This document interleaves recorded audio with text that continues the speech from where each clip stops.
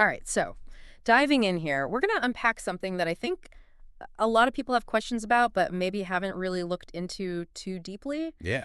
RF exposure, Mhm. specifically with the iPhone 16. Okay. We've got these official excerpts from the R exposure iPhone 16.pdf, a very catchy title, but it's dense. It's a lot of technical stuff. So hopefully we can shed some light on all this. Yeah, I think it's important to understand. Right. And like, have you ever actually wondered about like those invisible waves, right, that your phone uses? Right. Are they actually safe? Yeah. Like, what are the limits? Yeah, absolutely. It's something we don't really think about on a day-to-day basis. Right. It's just kind of there. It Yeah. works. It's magic. It's magic. Yeah. So let's break it down. RF exposure. What are we talking about here? So, at its most basic, it's about how much of the energy that powers our phone's connectivity, Hmm. so that's the radio waves, Yeah. how much of that energy our body actually absorbs. These are electromagnetic waves, and they're essential for making calls, browsing the internet. Right. But when those waves interact with us, some of that energy gets absorbed by our tissues. Okay. All right. So we're absorbing energy, and there's this term that pops up everywhere, SAR, Yes. specific absorption rate. Mhm. What's that all about? Basically, SAR is how we measure uh, the amount of RF energy the body absorbs. So it's a quantifiable way to look at how much of that energy is going into your body, into your tissues. Right. So it's the like measurement, the unit of measurement for RF exposure. Exactly. Yeah. Yeah.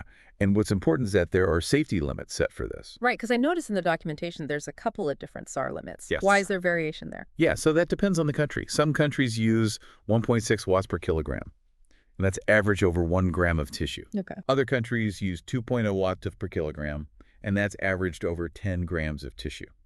Okay. So why the difference? It's just slightly different ways of approaching the potential for localized heating from the RF energy Interesting. versus more distributed absorption. Okay. But both limits are designed with a large safety margin. Okay. Good to know. Yeah. All right. So how does Apple like make sure that the iPhone 16 is actually staying within these limits? So they test it pretty rigorously. They test it at its highest transmission power Okay. for all the different frequencies that it uses. So cranked up? Cranked up, exactly. Okay. And they simulate different typical usage scenarios, so like holding Yeah. it right up to your head with no separation, Right. and then also carrying it in your pocket against your body. Okay. But for that, there's a 5 millimeter separation. Okay. It's a specific measurement. Interesting. So it's not just like random, it's a standardized process. It's a standardized process, yeah. Okay. Well, that's good. They also talk about how Apple actively manages the phone's radio usage. Yeah, so it's not just about testing after the fact. Right. Apple actually uses specific regulatory methods Okay. to track in real time and manage how much RF energy the phone is actually putting out. Okay. So it's kind of constantly making sure it's within the limits. So it's not just like a blanket, oh, it's good. It's like actively monitoring it as you're using it. Yeah, exactly. Okay. All right. So let's talk actual numbers here. What were the SAR values that they recorded for the iPhone 16e during these tests? All right, so for the 1.6 Wiggle-Curie green, Okay. we're talking the head SAR was 1.19 Wiggle kilogram. Okay. And for the body, it was 1.2 W kilogram. Yeah, okay. Now, for the 2.0 limit, the head was 1.48, Okay. and the body was 1.49 W kilogram. So they're below the thresholds. Yeah, considerably lower. Okay.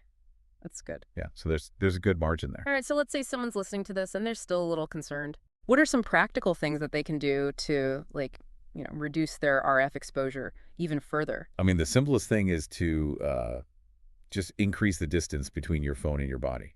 Okay. So like using speakerphone Okay. or headphones. Wired or wireless, either one. Yeah, I mean, either one's going to create that separation. Right, right. Okay. What about phone cases? Anything to be aware of there? That's a good question. So, the phone is tested and certified in its like basic form. Naked. Naked, exactly. But a phone case, especially if it's got metal parts, could actually affect the RF performance. Interesting. It could affect how the phone transmits and receives signals. Mm.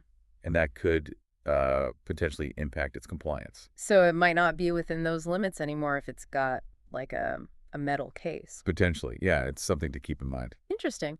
Okay, one last thing I saw in the document, just about band availability. What does that mean for like the average user?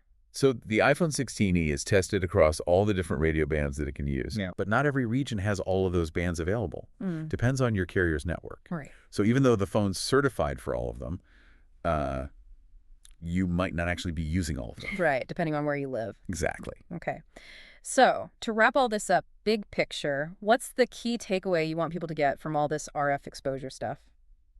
Well, I think the important thing is that this phone, the iPhone 16, it's been thoroughly tested, Okay. and it meets all the safety limits for RF exposure. Good.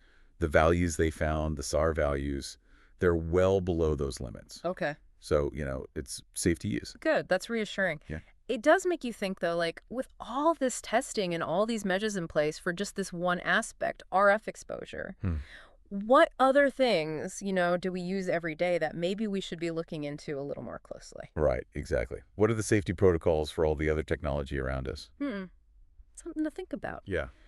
All right. Well, thanks for breaking all that down. That was super informative. You're welcome. And yeah, definitely food for thought. Absolutely. All right. We'll see you next time. Sounds good.